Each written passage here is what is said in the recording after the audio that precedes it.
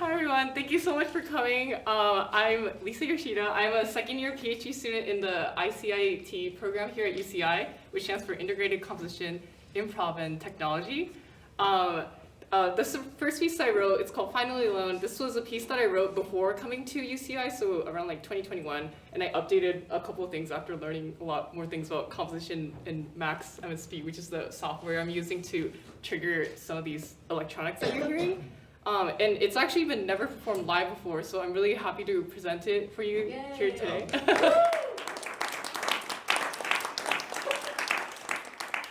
I didn't think that was that sensitive, so sorry. You can have fun with it with me.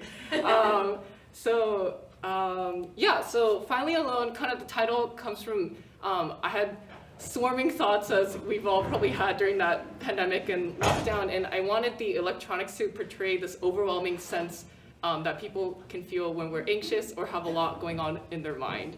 So the electronics were kind of like the thoughts that were like echoing back. And this piece was actually my first piece ever using Max MSP. And it's basically a software that makes programming easier for composers and sound artists. It's still very hard, but and I'm still learning a lot of like different parameters that I can play with. For this one, it uses delay effects and a phaser, which is basically a harmonizer. So when I play a note, it plays the same thing in different octaves or intervals. I also designed the sound effects to make my singular violin sound fuller and expand way more than what I can physically produce. And finding the balance between the electronic world and the acoustic world sometimes feels like trying to mix oil and water.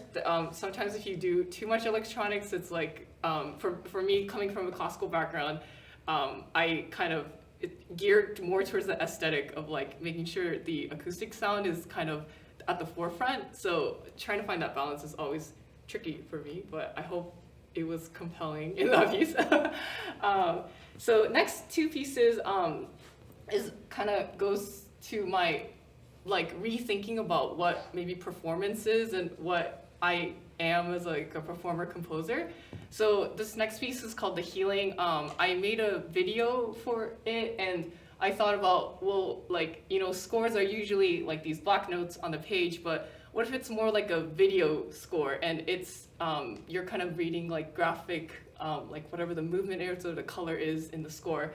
So I also really like hiking. So when I went to Yosemite and a hiking trail in like Ladera Ranch, I think, I took some footage there. So the shots and the video editing is all done by me in the next video that you'll see.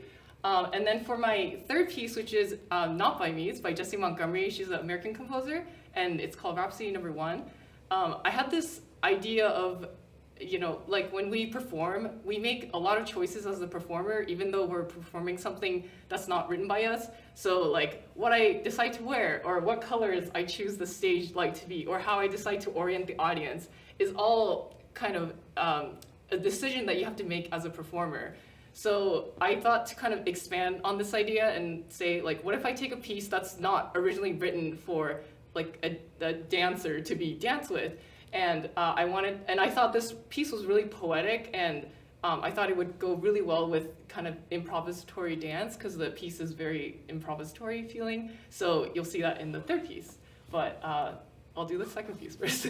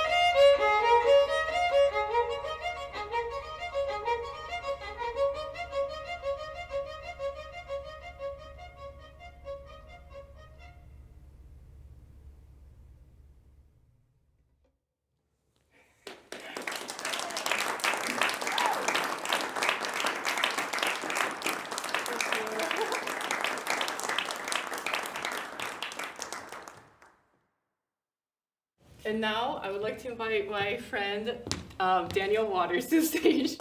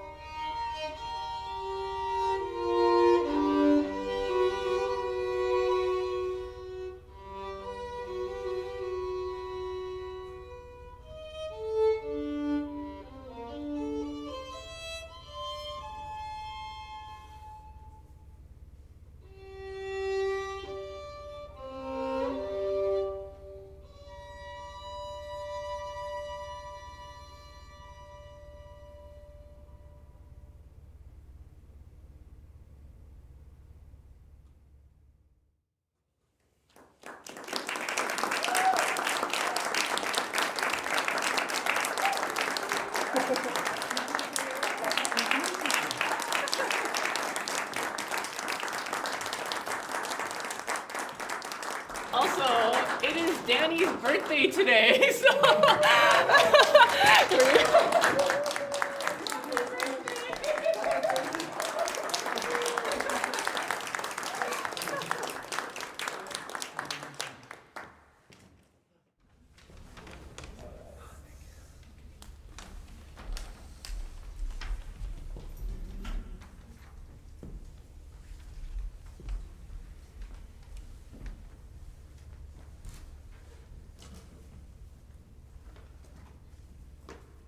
So our next piece is entitled Peach Boy, but this one, it's going to use a sensor called the music sensor, and I'm sure half of the audience is very familiar with this, but the other half is like, what the heck is this? So I'm going to do a little demo just to show what this sensor's capable of,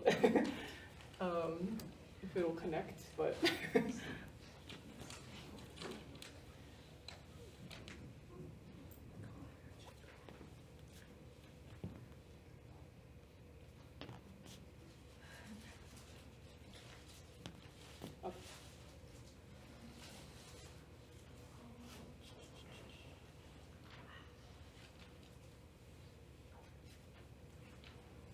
Okay, so my advisor, who's also faculty at ICIT, Mari Kimura, she kind of made this wearable motion sensor, and she's also a violinist, so it's very intuitive for me as a fellow violinist. And it's connected via Wi-Fi, and with Max MSP or basically anything, you can tell it to like connect certain parameters. So right now I have like a simple like piano sound file that I will play, but yeah. So I'm gonna start it. So I have it mapped to louder versus softer, and then this one, if I move it like this, which is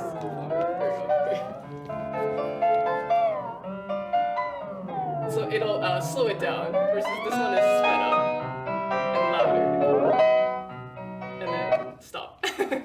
And I'm sure my students always ask me when I turn on the metronome app, like, how fast does this metronome go, Miss Yoshida? So I'm gonna show you what would happen if I just shake it around. So.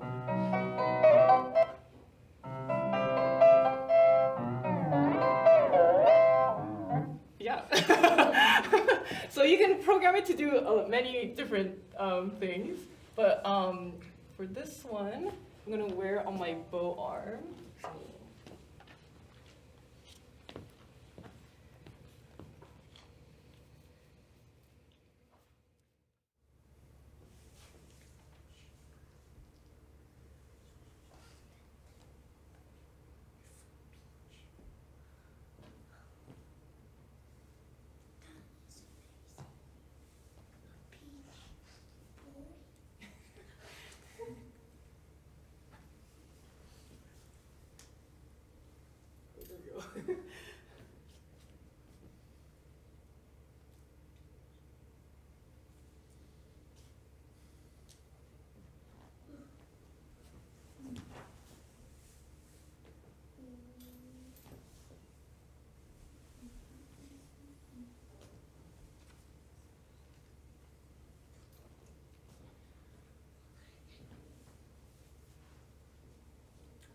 Peach Boy. A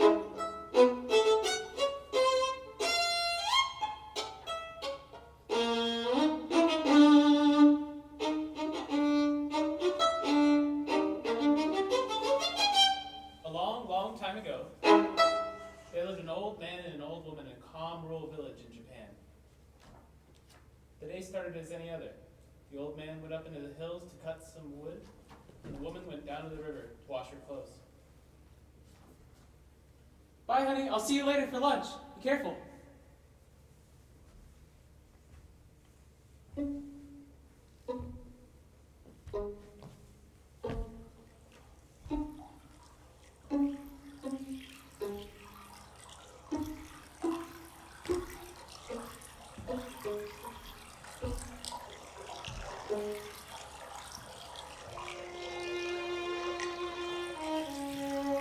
While she was washing, she saw from upstream screamed something floating down. It was a big pink boulder? Dombarako. As it got closer, she realized it wasn't a boulder. It was a giant peach. Oh my gosh, wait until I get this home to share it with my husband.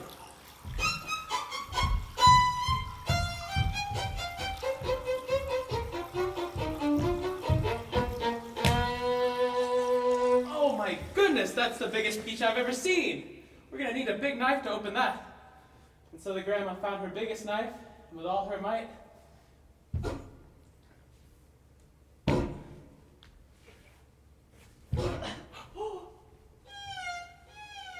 It's a baby? They named him Momotaro, Peach Boy. The elderly couple took great care of him, and he soon grew to become a strong and courageous boy. Years later, one night, demons emerged from their island hideout. They took the villagers' hard-earned rice, lumber for the cold coming months, and what little gold they had. The villagers could do little but watch as their belongings were stolen away. Oh, honey, what will we do? We have nothing to last us this winter. Peach Boy could hardly stand to see the woman so upset, and so he stood and said, "I will go and fight the demons." The grandparents, they hesitated, but they could see that Peach Boy had grown to become a strong and courageous boy. And so Grandma prepared kibidango, millet dumplings. These he put in his bag. And off he went to fight the demons.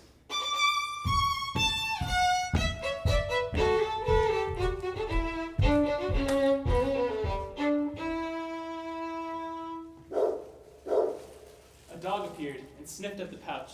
Peach Boy took out a kibidango and threw it for the dog to catch. The dog jumped and caught it in his mouth, proclaiming, "I will go with you to fight the demons."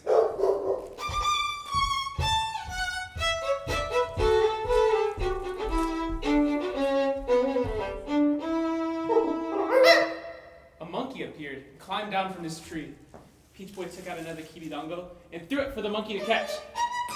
The monkey flung himself back onto the tree and caught it in one hand, proclaiming, "I will go with you to fight the demons."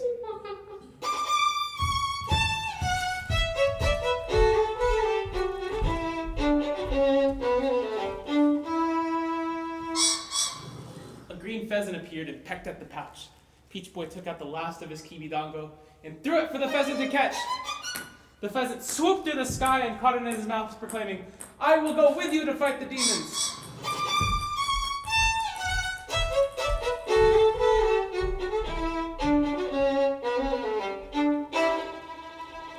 Peach Boy, the dog, the monkey, and the green pheasant all appeared at the big looming gate of Demon Island. The green pheasant flew skillfully through the sky to spy on the demons and discovered that they all lie asleep. Our heroes prepared for a sneak attack. The monkey climbed over the gate to unlock it from the inside. And then Peach Boy and the dog pushed open the big heavy gate.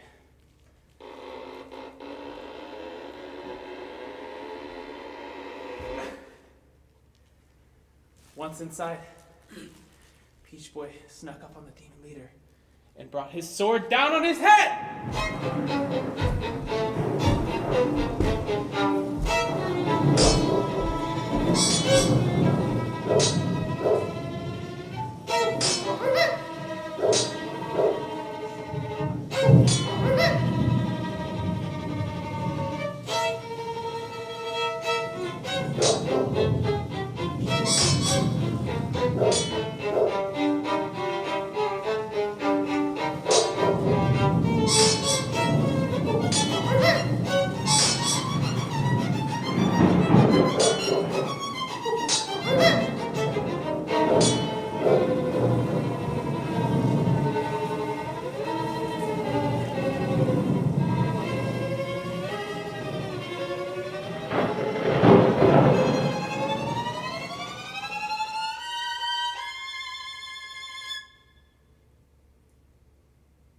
Soon, the demons surrendered and returned all the belongings.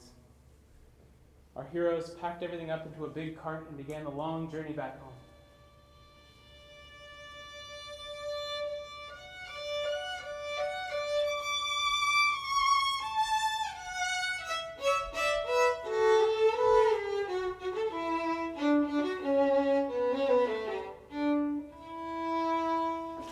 Is that Peach Boy? He's back!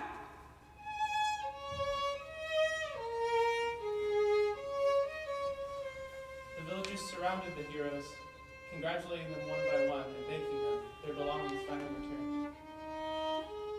The demons, wary of Peach Boy's presence, never again returned to raid the village, and they lived in peace for many years.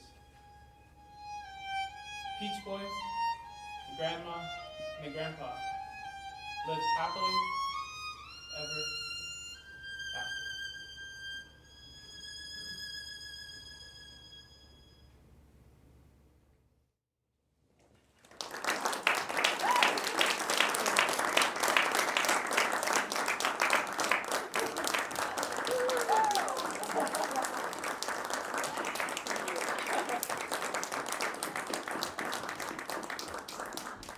Awesome. That brings us to our last piece. We're gonna do a small set change, so if you give us like a minute or two.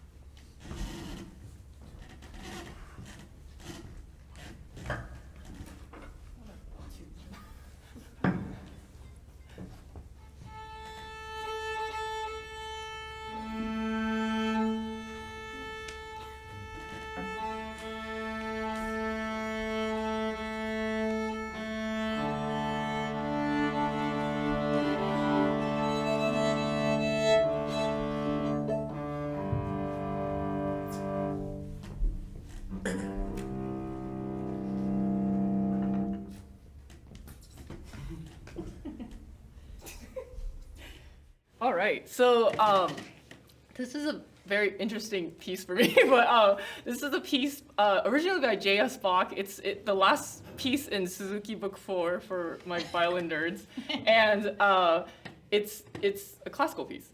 But I think last year when I was looking for some encore piece that the three of us could do, they brought this piece and they were like, "Do you know this like swing version of this Bach piece?" And I was like, "Whoa, what is this?" So I fell in love with the recording, and I'm really excited to play for you guys. So yeah.